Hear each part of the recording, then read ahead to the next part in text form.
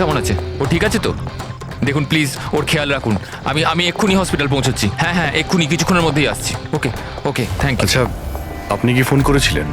হ্যাঁ আমি ফোন করেছিলাম। এই ভদ্রলোক এখানে, জানি না কেউ এই বেচারাকে। আপনি এনাকে চেনেন? না স্যার, আমি তো ওকে চিনি না। কিন্তু দেখুন স্যার, আপনি বলেছিলেন যতক্ষণ না আপনি আসেন আমি এখানেই থাকি। তো আমি ছিলাম। এবার আমার হসপিটালে যেতে দিন, আমার ওয়াইফ হসপিটালে ভর্তি।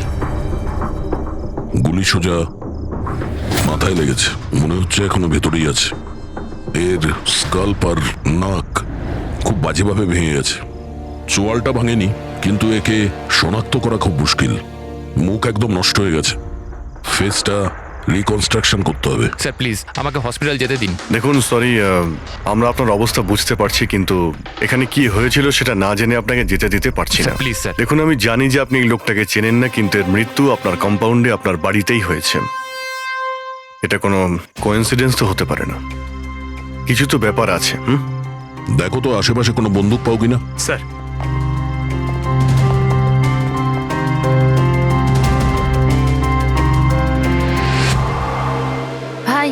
ভাই ইউ ডোন্ট ওয়ারি, আমি খবর নিয়েছি, বৌদি একদম ঠিক আছে হসপিটালে। স্যার, এ আমার বোন শায়লা। রিসেপশনের পুরো ফাংশনটা এই অর্গানাইজ করেছিল। হ্যাঁ স্যার, আমরা সবাই ফাংশনে বিজি ছিলাম, তখনই গুলি চালানোর আওয়াজ শুনতে পেলাম আমরা। তার আগে কি হয়েছিল আমি আপনাকে বলছি। স্যার, 2 দিন আগেই আমার বিয়ে হয়েছে মল্লিকার সাথে, আর আজকে ছিল রিসেপশন। সবকিছু ঠিকঠাক চলছিল। মল্লিকা আমার সকল বন্ধুদের সাথে, সব কালিগদের সাথে আলাপ করছিল।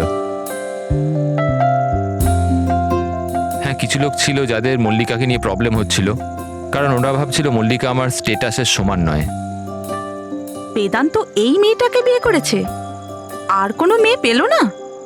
কমসে কম কোনো নিজের স্ট্যাটাসের মেয়েকে নিয়ে আসতো। জানি না কোন বস্তি থেকে নিয়ে এসেছে একে। আই এম শিওর যে এই একে ফাঁসিয়েছে। কিন্তু আমার এইসব কথায় না তো কোনো সমস্যা হয়েছে, না তো হবে। হঠাৎ আমি দুজনকে পার্টিতে আসতে দেখলাম, একটা লোক এবং একজন মহিলা, হাতে ক্যামেরা, গলায় আইডি কার্ড। আমি ভাবলাম হবে হয়তো কোনো রিপোর্টার। তারপর মল্লিকার সাথে কথা বলা শুরু করলো। কে জানে কি জিজ্ঞেস করছিল ওকে, কিন্তু মল্লিকা ওদের কথা শুনে যেন বিচলিত হচ্ছিল। ও ভেতরে চলে গেল। আমি ভাবলাম আমি গিয়ে ওকে আটকাই। আমি রিপোর্টারগুলোর পিছু নিতেই যাচ্ছিলাম কি কেউ একজন আমায় ডাকলো। ওর কয়েক মিনিট বাদেই গুলি চলার আওয়াজটা এলো, আর আমরা সবাই ছুটে বাইরে বেরিয়ে এলাম। আপনারা পিছনে থাকুন, পেছনে সরে দাঁড়ান। সরুন। আর তারপরেই আমি আপনাকে ফোন করলাম, আর মল্লিকাকে হসপিটাল নিয়ে যাওয়া হলো। আচ্ছা, ওই যে দুটো রিপোর্টার এসেছিল পার্টিতে, ওরা কি কথা বলছিল কিছু শুনেছো তোমরা? আগে না স্যার। আগে হ্যাঁ, আমি শুনেছিলাম কথা বলতে। আমি তো এখানেই দাঁড়িয়েছিলাম, আমার বন্ধুর সাথে কথা বলছিলাম। রিপোর্টারের নাম পামেলা আর করণ, আর ওরা বম্বে ক্রনিকল টাইমসের ছিল। গুড, এ তো খুব ভালো কথা। আর কিছু শুনেছিলেন? আপনার সঙ্গে কোনো কথা বলেছিল ওরা? না, ওরা মালিকাকে জানি না কেমন অদ্ভুত প্রশ্ন করছিল। তুমি কখনো বোট ব্লাস্টের ব্যাপারে শুনেছো? তুমি নিশ্চয়ই বোটে বন্দুক সহ একজন মানুষকে দেখেছো। নো প্রবলেম, আমি নিজেই খুঁজে নেব। বেচারি মালিকা খুব ঘাবড়ে গেছিল আর ভেতরে চলে গেল, আর কিছুক্ষণ পরে গুলির আওয়াজ পাওয়া গেল। এরকম পাগল রিপোর্টার আমরা অনেক দেখেছি, আর আপনারাও খুব ভালোভাবে জানেন যে কোনো কারণ ছাড়া কোনো রিপোর্টার এরকম ফালতু প্রশ্ন করবে না। তো তোমার কি মনে হচ্ছে ওরা দুজন কোনো রিপোর্টার ছিল না? হতে পারে। ওরা যখন ভিতরে ঢুকেছিল তখন তোমরা গেটের সামনে ডিউটি করছিলে, তো ওদের দেখেছিলে তোমরা? গেটের বাইরে সিসিটিভি ক্যামেরা লাগানো আছে, নিশ্চয়ই ভেতরে আসলে দেখা যাবে। স্যার, ওদের এন্ট্রি রেজিস্টারেও আছে, যদি আপনি বলেন তো নিয়ে আসবো। এতে বলার কি আছে, তাড়াতাড়ি গিয়ে নিয়ে এসো, যাও তাড়াতাড়ি। অভিজিৎ, এই লোকটার পকেটে না কোনো আইডি আছে, না কোনো মোবাইল আছে, পকেট খালি। আর দ্বিতীয় কথা হলো, এর মাথায় গুলি লেগেছে পেছন থেকে, আর ডাইরেকশন দেখে মনে হচ্ছে যে গুলি ভেতর থেকে চলেছে। সব জায়গা খুঁজে নিয়েছি স্যার, কোথাও কিচ্ছু নেই। আর স্যার বন্দুকটাও সে বাড়িতে রেখে যায়নি। যদি বাড়িতে রেখে যেত হয়তো সবাই ভয় পেয়ে যেত। কিন্তু এরকম তো কোনো ব্যাপার নয় স্যার, আমাদের বাড়িতে তো অনেক রকম বন্দুক আছে। কি বলছেন, বাড়িতে? হ্যাঁ, কারণ দাদা তো গানসের ডিলার না। আপনি যেটা বলেননি যে আপনি বন্দুকের ডিলার? হ্যাঁ, কোথায় রাখেন আপনার এই গান? চলুন দেখান। আর হ্যাঁ, পার্টিতে আপনি যে যে গেস্টকে ইনভাইট করেছিলেন তাদের লিস্টটা আমরা চাই। হ্যাঁ, এক্সকিউজ মি। হ্যালো, কি? হ্যাঁ হ্যাঁ, আমি আমি আমি এক্ষুনি আসছি। ঠিক আছে, আমি আসছি। আমরাও যাব আপনার সাথে আপনার ওয়াইফের সঙ্গে দেখা করতে। হতে পারে এই খুনের সঙ্গে তার অজ্ঞান হয়ে যাওয়ার কোনো না কোনো রিলেশন আছে। মল্লিকার আগের জীবনটা পুরো সাদা, একদম ফাঁকা। ইনফ্যাক্ট যে হসপিটালে আমি ট্রাস্টি, মল্লিকা ওখানকার একটা পেশেন্ট ছিল। ওর অ্যাক্সিডেন্ট হয়েছিল আর শকের জন্য ওর সমস্ত স্মৃতিশক্তি চলে গেছিল। ও কে, কোথা থেকে এসছে, ওর সাথে কি হয়েছে ওর কিচ্ছু মনে ছিল না। ওর তো নিজের নামটাও মনে ছিল না। মল্লিকা নামটা আমরা দিয়েছিলাম। আমি যখন ওর সাথে দেখা করলাম তো খুব বিচলিত ছিল, খুব ভয়ের মধ্যে ছিল। কিন্তু ধীরে ধীরে আমি ওকে আশ্বাস দিলাম যে সব কিছু ঠিক হয়ে যাবে। আর এইভাবে মেলামেশা করতে করতে আমার ওকে ভালো লাগতে শুরু করলো। ওর আগের জীবনটা নিয়ে আমার কোনো মাথা ব্যথা ছিল না স্যার, এই জন্য আমি ওকে বিয়ের প্রস্তাব দিলাম। কিন্তু স্যার, যবে থেকে মল্লিকা আমার জীবনে এসছে ওর জীবনটা বিপদের মধ্যে পড়ে গেছে। তার মানে কি কি বলতে চাইছেন আপনি? স্যার, আগের সপ্তাহে আমরা সিটি স্কোয়ার মলে গেছিলাম। বিয়ের প্রস্তুতি একদম জোর কদমে চলছিল।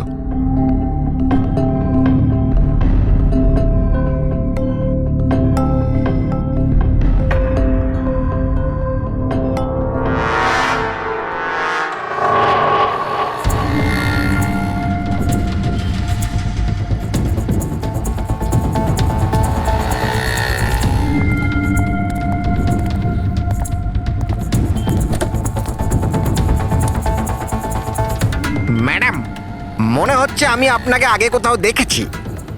আমায়? চিনতে পারলেন না আমাকে? না, আমি চিনি না আপনাকে। কি বলছেন চিনতে পারলেন না? এই দেখুন পোড়া মুখ, বোট, কিছু মনে পড়ছে না আপনার? না, সরি, আমি আপনাকে চিনি না। কি বলছেন আপনি চিনতে পারছেন না? আমি জানি তো আপনি দিয়া ম্যাডাম, তাই না? আপনার কিছু ভুল হচ্ছে। আমার নাম মল্লিকা। আরে আপনি দিয়া ম্যাডাম তো। বোটে আপনি এসেছিলেন আপনার জন্মদিন পালন করতে, মনে নেই?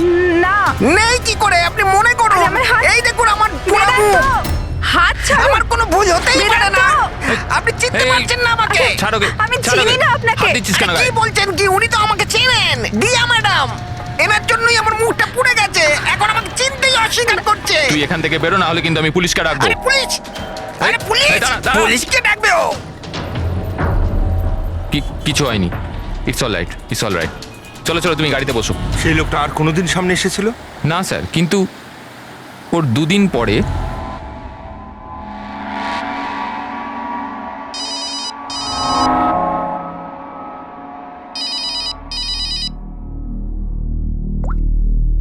হ্যালো, কেমন আছো সোনিয়া? সোনিয়া? মনে হচ্ছে আপনার কোথাও ভুল হচ্ছে। এখানে সোনিয়া বলে কেউ থাকে না, রং নাম্বার। থাকে, আমি জানি। আমি ওর সাথেই তো কথা বলছি। আর খুব তাড়াতাড়ি আমি তোমার কাছে আসব, তোমার কাছে, তোমাকে মারার জন্য। বেদান্ত, তোমার এই ঘরে যে লোকটা মারা গেছে তার সঙ্গে এর নিশ্চয়ই কোনো সম্পর্ক আছে। হতে পারে ও তোমার ওয়াইফকে মারতে এসেছিল কিংবা হুমকি দিতে এসেছিল। কিন্তু একটা কথা সত্যি যে এটা সেই লোক না যার মুখে ক্ষত ছিল। আমরা চেক করেছি, কিচ্ছু ছিল না। কিন্তু 100% কোনো না কোনো কানেকশন তো আছে।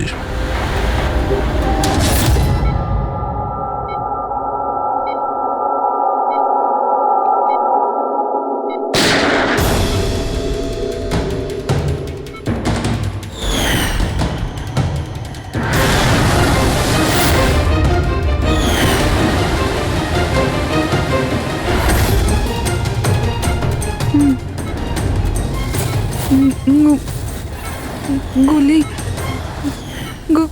গুলি, না না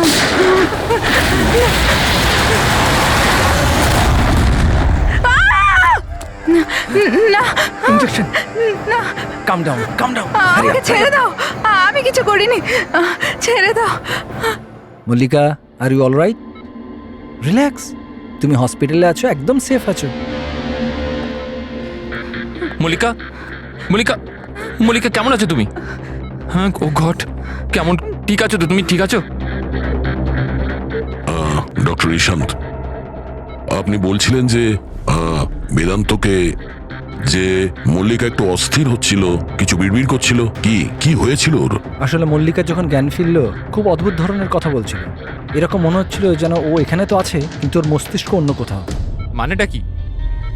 এরকম মনে হচ্ছিল যেন ও কোনো পুরনো ঘটনার কথা মনে করছিল। ওর অবচেতন মন যেন ওই ঘটনাটাই দেখছে। মল্লিকা, দেখো, ঘাবড়িও না, কিচ্ছু হবে না তোমার। তুমি কি দেখেছো বলো, কি শুনেছো? গুলির আওয়াজে আমার চোখ খুলল। যখন যখন আমি চোখ খুললাম তো আমি অদ্ভুত অদ্ভুত জিনিস দেখছিলাম। একটা বোট আর আর আর একটা লোক ওই লোকটার হাতে একটা বন্দুক ছিল। আর বন্দুকটা আমার দিকে তাক করে আর আর ওই ব্লাস্ট হয়ে গেল। ওই ব্লাস্ট।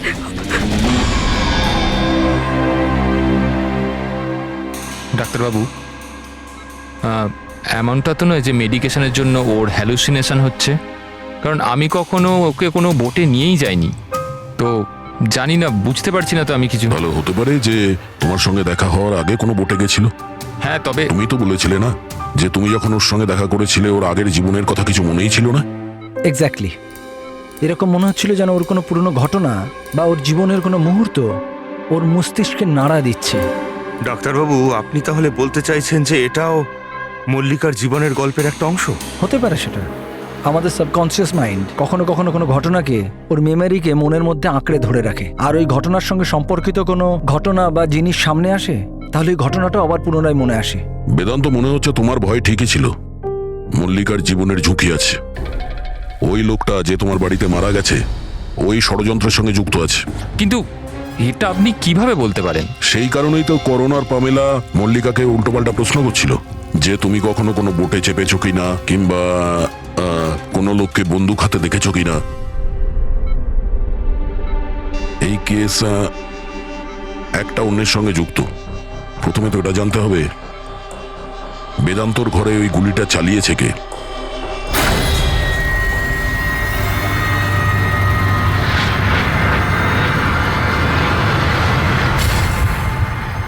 স্যার, এগুলো লিগ্যাল ডকুমেন্ট আর লাইসেন্স সব আমাদের কাছে আছে। আচ্ছা, এখানে এই রুমে কারা কারা আসতে পারে? এখানে বেদান্ত স্যার, মল্লিকা বৌদি আর শায়লা ম্যাডাম ওনার বন্ধু আসতে পারে। অদ্ভুত তো, এখানে তো সবাই আসতে পারে। অনেকে এখানে আসতো, তার মানে তো যে কেউ বন্দুক নিয়ে এখান থেকে ইউজ করতে পারে। স্যার, হ্যাঁ স্যার, এরা দুজন রিপোর্টার সেজে এসেছিল। সিসিটিভি ফুটেজে ধরা পড়েছে। মিডিয়া অফিসগুলো থেকে খোঁজ নিয়ে জানতে পারলাম যে এরা কোনো অফিসেই কাজ করে না। নকল রিপোর্টার? ঠিক আছে, এদের ব্যাপারে খোঁজ নাও আর এখানকার সমস্ত বন্দুক বাজেয়াপ্ত করো।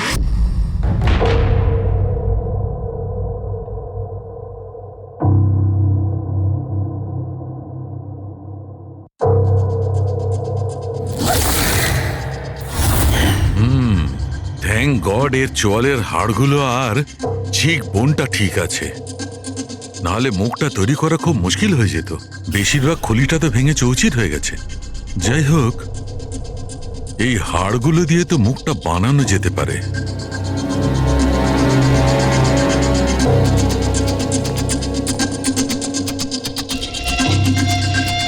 এর মধ্যেই আছে সেই বন্দুকটা যেটা দিয়ে ওকে গুলি করা হয়েছে। জানতে হবে প্রথমে এর মুখটা তো আগে তৈরি করি।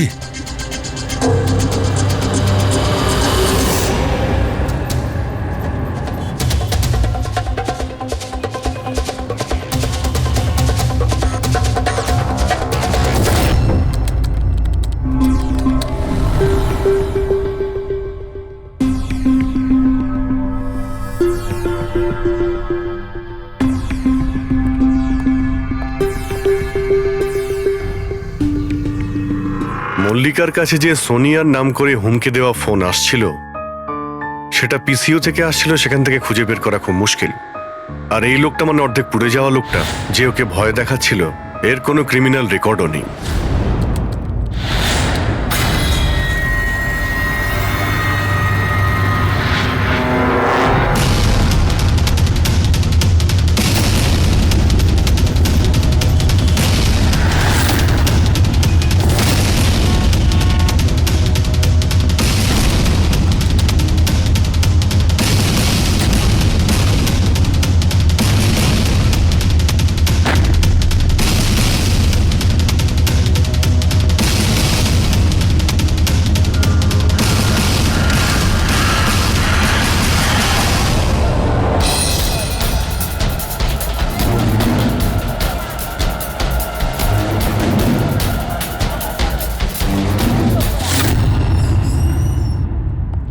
শুনুন,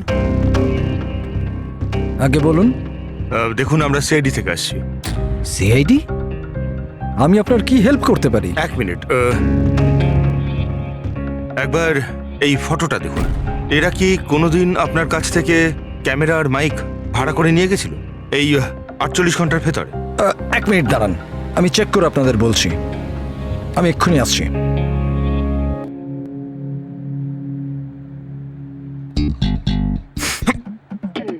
কি হয়েছে? আরে ধরিস না, খারাপ আরে হয়ে যাবে। কিচ্ছু হবে না। আরে ওগুলো তো দেওয়ালে এমনিই টাঙানো রয়েছে। কি ফ্রেডি স্যার? আগে হ্যাঁ, এ করণ আর পামেলা এরা 48 ঘন্টা আগে আমাদের এখান থেকেই মাইক আর ক্যামেরা ভাড়া করেছিল।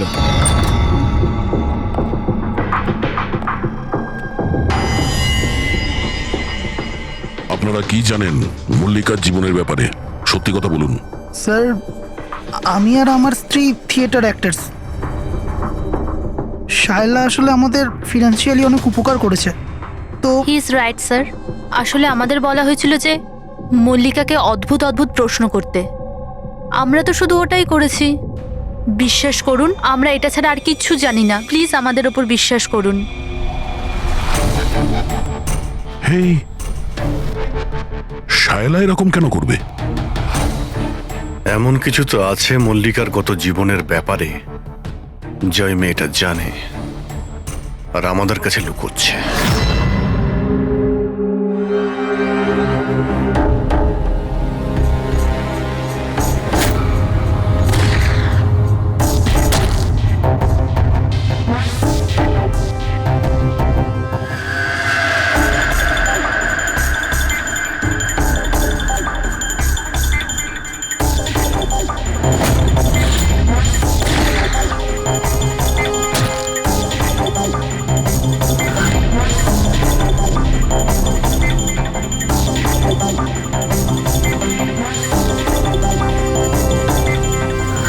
তাহলে এইটা হচ্ছে ওর মুখ।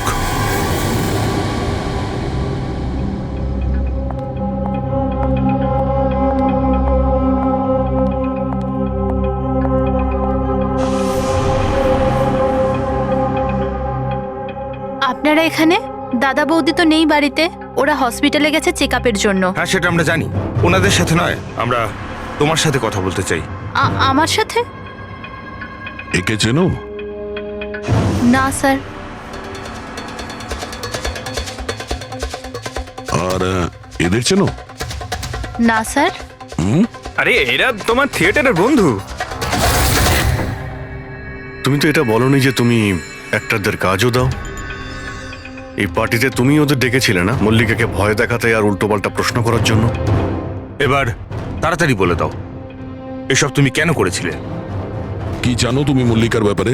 হ্যাঁ, ওর আগের জীবনের ব্যাপারে? আর সেই লোকটার ব্যাপারেও যার মৃত্যু তোমাদের বাড়িতে হয়েছে। আমি কিচ্ছু জানি না। মানে বলতে চাইছি, আমি মল্লিকার ব্যাপারে কিচ্ছু জানি না। আমি তো শুধু অতটুকুই জানি যতটা আমাকে ওই লোকটা বলেছিল, যার মুখটা পোড়া। তুমি ওই লোকটাকে চেনো? হ্যাঁ স্যার, যেদিন ওই লোকটা মল্লিকাকে হুমকি দিয়েছিল আমি ওখানেই ছিলাম। আর যখন দাদা মল্লিকাকে সামলাচ্ছিল তখন আমি ওই লোকটার পেছনে গেছিলাম। শোনো। কি হলো? কে তুমি? আর তুমি মল্লিকাকে কি বলছিলে? কি করে জানো তুমি ওকে? এটা আপনি আমায় কেন জিজ্ঞেস করছেন? ওনাকে জিজ্ঞেস করুন যে মল্লিকা সেজে ঘুরে বেড়াচ্ছে, ওনাকে জিজ্ঞেস করুন। দিয়াকে উনি বলবেন যে 1 বছর আগে কি হয়েছিল বোটে। হ্যাঁ, এই দেখুন, এই সব কিছু ওর পরিণাম। আমাকে জিজ্ঞেস করছে কে মল্লিকা। আমার মল্লিকাকে নিয়ে কোনো চিন্তা নেই, কিন্তু আমি শুধু আমার দাদাকে নিয়ে চিন্তিত। আর আমি চাই না ওই পাগল মেয়েটার জন্য আমার দাদাকে হারিয়ে ফেলি। স্যার, এর থেকে বেশি আমি কিচ্ছু জানি না, সত্যি বলছি। স্যার, তার মানে এটা তো ডেড এন্ড। ঠিক আছে, আপনি যান। এখন তো একটাই রাস্তা আছে। প্রথমে এটা জানতে হবে যে 1 বছর আগে কোন বোটেই অ্যাক্সিডেন্টটা হয়েছিল।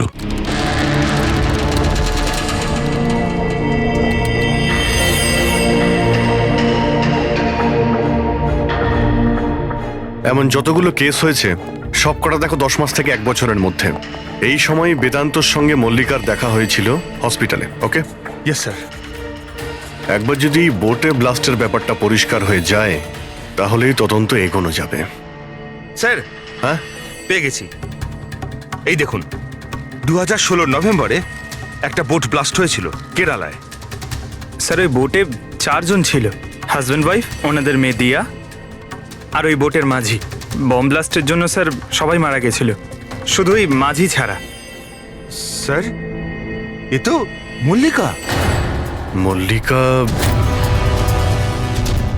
দিয়া, এর ফ্যামিলিতে আর কে কে আছে? স্যার মাথুর ফ্যামিলিতে 4 জন মেম্বার, হাজব্যান্ড ওয়াইফ, ওদের মেয়ে দিয়া আর ওর ভাই রতন। 1 মিনিট স্যার, এই যে এটা ওর ফটো, রতনের। এটা তো সেই লোকটা যার মৃত্যুটা গুলি লেগে হয়েছে বেদান্তর বাড়িতে। কিন্তু স্যার, গুলিটা মারলো কে? এখন এই সব প্রশ্নের উত্তর কেরালাতে গেলেই জানতে পারা যাবে।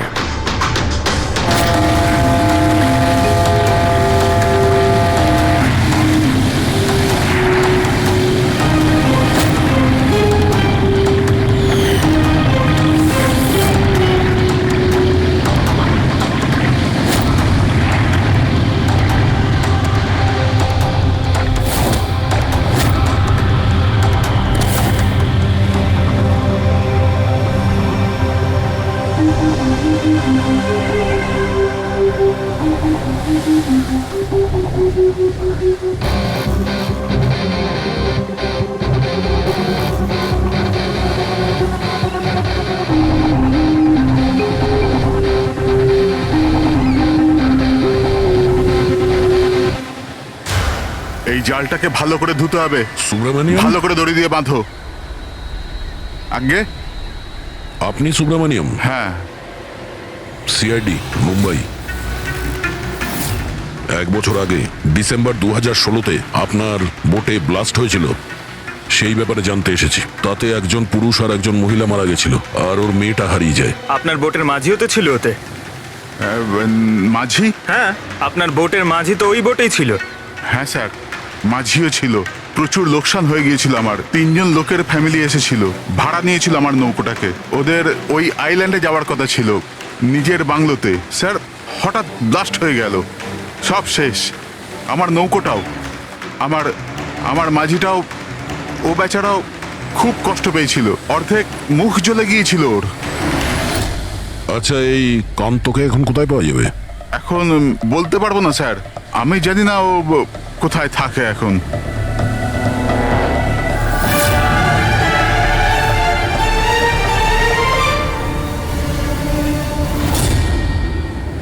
ইশারা কাকে করছিলেন? ইশারা? হ্যাঁ? ও স্যার, কে ওদিকে? স্যার, আমার স্যার।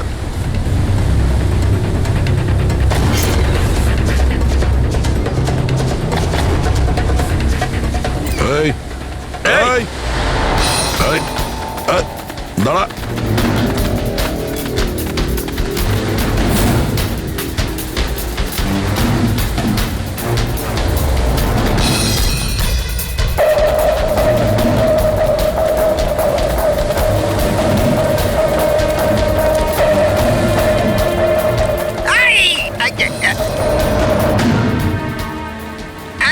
ছেড়ে দিন আমায়, ছেড়ে দিন আমায়, মুখটা ছেড়ে তো দিন। দেখা। তুমি, হ্যাঁ, তুমি মল্লিকাকে মারতে চেয়েছিলে, হ্যাঁ, আর রতনকে মারার জন্য বেদান্ত ম্যানসনে ঢুকে গেছিলে, তাই তো? এই আবার যাবো। আর ওখান থেকে পালিয়ে এখানে চলে এসছো লুকানোর জন্য? না কেন করেছো তুমি এটা, বলো? না না স্যার, আমি কাউকে খুন করিনি।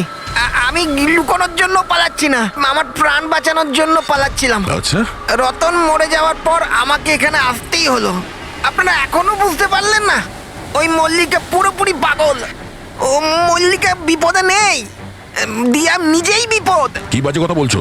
হ্যাঁ, ওই বেচারি তো অসুস্থ, আর তুমি ওকে সবসময় বিরক্ত করছিলে। না স্যার, ওই মেয়েটা আপনাদের বোকা বানাচ্ছে। বোটে কি হয়েছিল আমি আপনাকে জানাচ্ছি। ওই দিন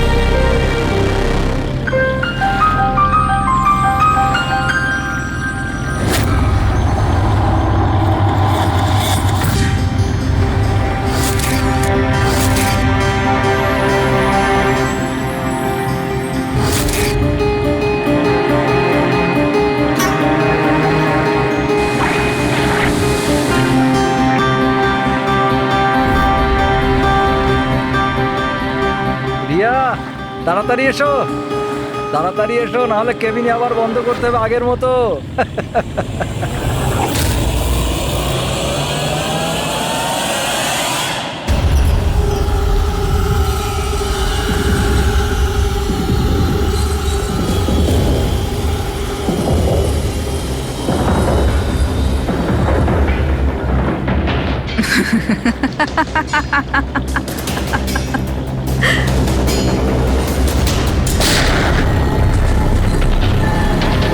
এটা আপনি কি করলেন? নিজের বাবা মাকে মেরে ফেললেন। দিয়া ম্যাডাম, এটা আপনি কি করলেন?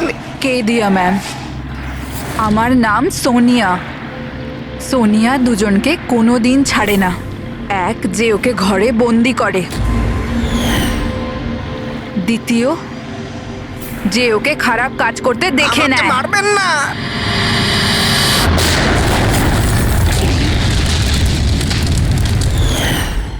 আমি তো বেঁচে গেলাম, কিন্তু বোটটা জ্বলে যাওয়ায় আমার মুখটাই জ্বলে গেল। তারপর আমি রতনের সাথে দেখা করতে যাই, যে এই বোটের বুকিং করেছিল। ও বলল কাউকে এটা বলতে না, যে একটা বড় দুর্ঘটনায় ওদের পুরো ফ্যামিলিটাই শেষ হয়ে গেছে। খুব বড় লোক ওরা, অনেক বদনাম হবে ওদের, এই জন্য বলিনি আমি। কিন্তু এটা কার জন্য হলো? ওই মাথুর বাবুর মেয়ে দিয়া, ওর পাগলামির জন্য। পাগলামো? হ্যাঁ, দিয়া, যাকে আপনারা মল্লিকা ভাবেন না, ওর দ্বিতীয় রূপ সোনিয়া। ওর ভেতরে একটা ভয়ঙ্কর পাগল খুনি বাস করছে। স্যার, তার মানে স্প্লিট পার্সোনালিটি? যদি এ সত্যি কথাই বলে, তাহলে তো আমাদের আগে এটা জানতে হবে যে দিয়ার ভেতরে সোনিয়া ও রতনের খুন করেছে কিনা। আর যদি করে থাকে, তাহলে দিয়ার ভেতরে সোনিয়াকে যে কোনোভাবেই জাগাতে হবে।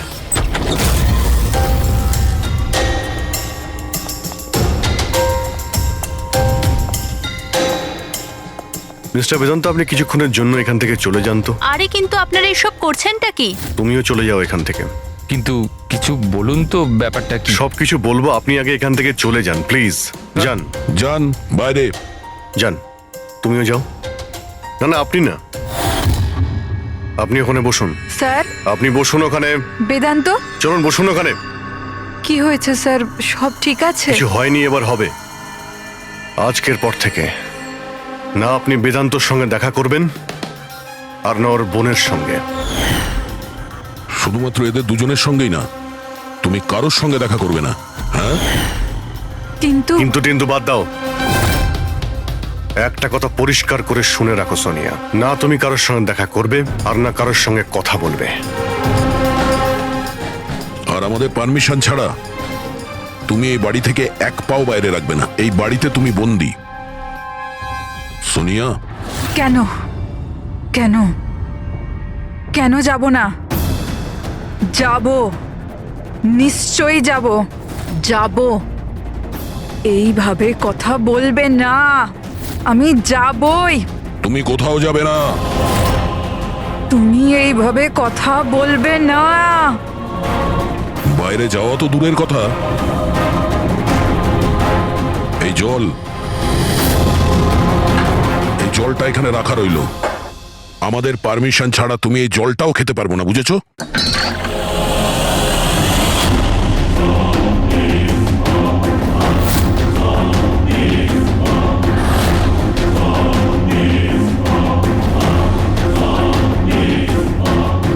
তুই আটকাবি আমাকে, নাকি তুই সোনিয়া নিজের ইচ্ছার মালিক? সোনিয়াকে কেউ আটকাতে পারবে না, সোনিয়াকে কেউ আটকাতে পারবে না।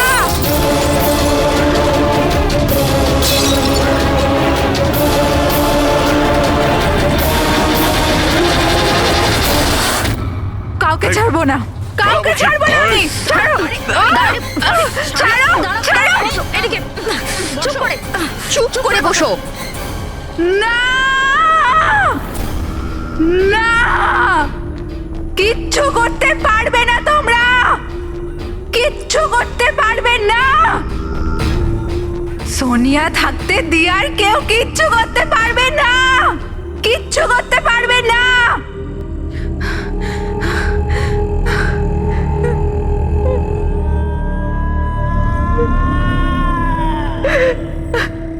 দিয়ার বাবা মা এরকমই করেছিল।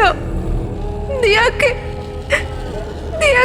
ঘরে বন্ধ করে দিত, কেউ এলেও দিয়া একাই বসে থাকতো, কেউ আসতো না। মেরে ফেলেছি আমি দিয়ার বাবা মাকে। তোমাদেরও মেরে দেব, তোমাদের সবাইকে মেরে দেব। কে তুমি? তোমার আসল পরিচয় কি?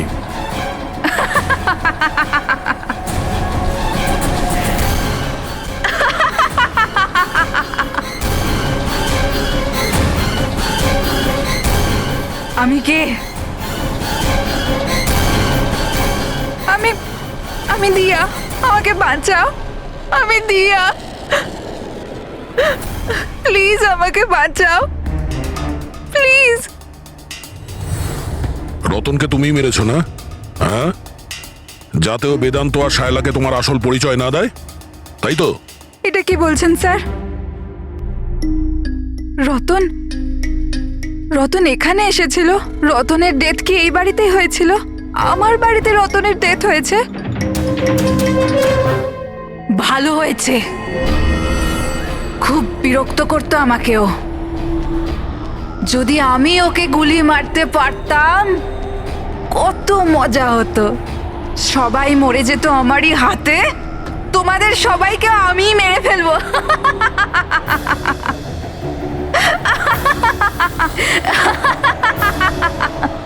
খোলো আমাকে, আমি বলে দিচ্ছি, আমাকে খুলে দাও, না হলে তোমাদের সবাইকে মেরে ফেলবো।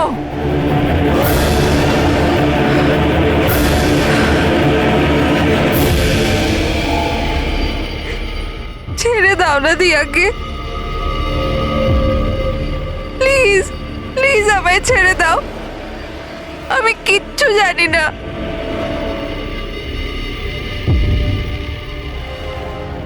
বেদান্ত, বেদান্ত, বেদান্ত, তুমি কোথায় গেলে? বেদান্ত কোথায়? প্লিজ আমাকে এখান থেকে নিয়ে যাও।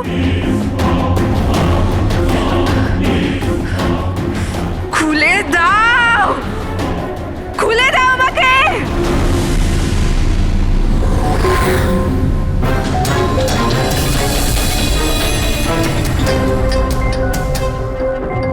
এই হচ্ছে সেই বন্দুক যেটা থেকে গুলি করা হয়েছে।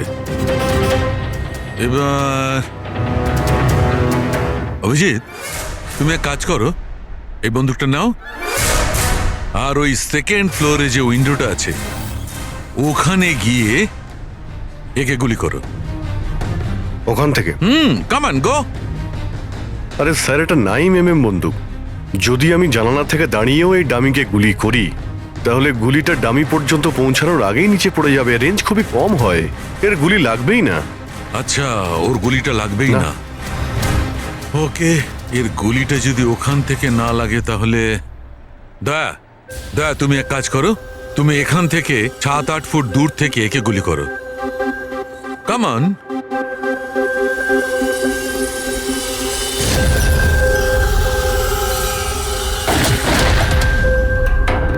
আপনি প্রমাণ কি করতে চাইছেন ডক্টর সালুকে? দয়া এটাই যে মল্লিকা বিপজ্জনক হতে পারে, খুনিও হতে পারে, কিন্তু ও নিজের ভাই রতনকে মারেনি। কি বেসিসে তুমি এটা বললে? আমি বলছি, দয়া, যখন তুমি একে গুলি মেরেছো, এই গুলিটা সিধে এখানে গিয়ে লেগেছে এর খুলিতে, নিচের দিকে। হ্যাঁ, যদি এই গুলিটা সেকেন্ড ফ্লোর থেকে ছোঁড়া হতো, তাহলে অভিজিৎ যেমন বলেছে, ওই গুলিটা এখানে সে পৌঁছতোই না, নিচে পড়ে যেত। আর মনে করো যদি ওটা খুব পাওয়ারফুল গান হয়, গুলি একে লেগেও যায়, তাহলে গুলিটা এর ওপর থেকে নিচের দিকে লাগতো, কারণ গুলিটা এইভাবে আসতো এই ওপর থেকে নিচের দিকে। কিন্তু আমি যে ক্ষতটা পেয়েছি ওটা একদম সিধে গেছে, সিধে। সেই জন্য মল্লিকা এই গুলিটা চালায়নি। স্যার, কিন্তু যদি মল্লিকা গুলি না চালায় তাহলে কে চালালো? এই গুলিটা যেই চালিয়ে থাকুক, ও এখানেই ছিল, এই গ্রাউন্ড ফ্লোরে, এরই আশেপাশে। তার মানে স্যার, ও পার্টিতে উপস্থিত ছিল। আর যখন পার্টিতে ছিল তাহলে পার্টির জামা কাপড় পরেছিল। আর যদিও গুলি চালিয়েই থাকে, তাহলে ওর কাপড়ে গান পাউডারও থাকবে। কারেক্ট। বেদান্তর বন্ধু মল্লিকা আর ওর ননদ আর ওই যে দুজন নকল রিপোর্টার ছিল না, ওদের সবার ড্রেস নিয়ে আসো, ওদের না জানিয়ে।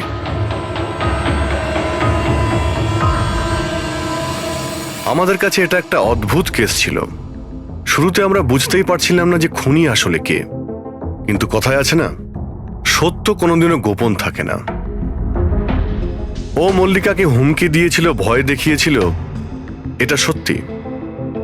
আর 1 বছর আগে মল্লিকা ওর বাবা মাকে খুন করেছিল, এটাও সত্যি।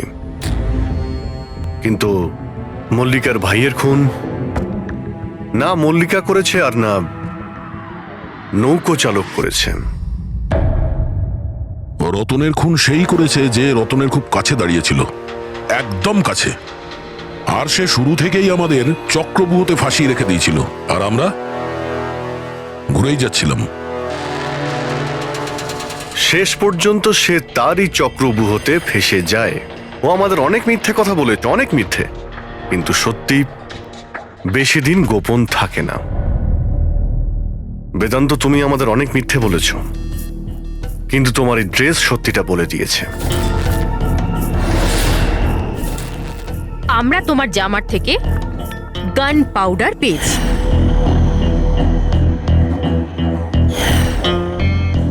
আমি রতনকে গুলি মেরেছিলাম। রিসেপশনের একদিন আগে ওর একটা ফোন এসেছিল, আর ও রিসেপশনের দিনও এখানে এসেছিল। আমি ওর সাথে একা দেখা করতে গেলাম, কি সব উল্টোপাল্টা কথা বলছিল যে মল্লিকার মাথার ঠিক নেই, ওর নাকি ডিসঅ্যাসোসিয়েটিভ ডিসঅর্ডার আছে, স্প্লিট পার্সোনালিটি, জানি না আরো কি সব বলছিল মল্লিকাই নাকি ওর মা বাবাকে মেরেছে, আর ও আমাকেও নাকি মেরে দেবে। খুব রাগ হয়েছিল ওর ওপরে। যখন আমি ওর কথা না শুনে ওকে এখান থেকে বেরিয়ে যেতে বললাম, তো আমাকে ধমকি দিল যে ও নাকি পুলিশে গিয়ে সব কিছু বলে দেবে। ও তো ভয় পাচ্ছিল যাতে মল্লিকা না ওর খুন করে দেয়। তারপরে খুব অদ্ভুত কথা বলছিল যে মল্লিকা পাগল হয়ে গেছে, জোরে জোরে চিল্লাতে শুরু করে দিল। বলছিল যে মল্লিকাকে ঘরের ভেতর আটকে রাখো, না হলে সবাইকে মেরে দেবে। আমি ওর কথা শুনলাম না, আর ওকে বললাম যে ও যেন ওখানেই দাঁড়ায়।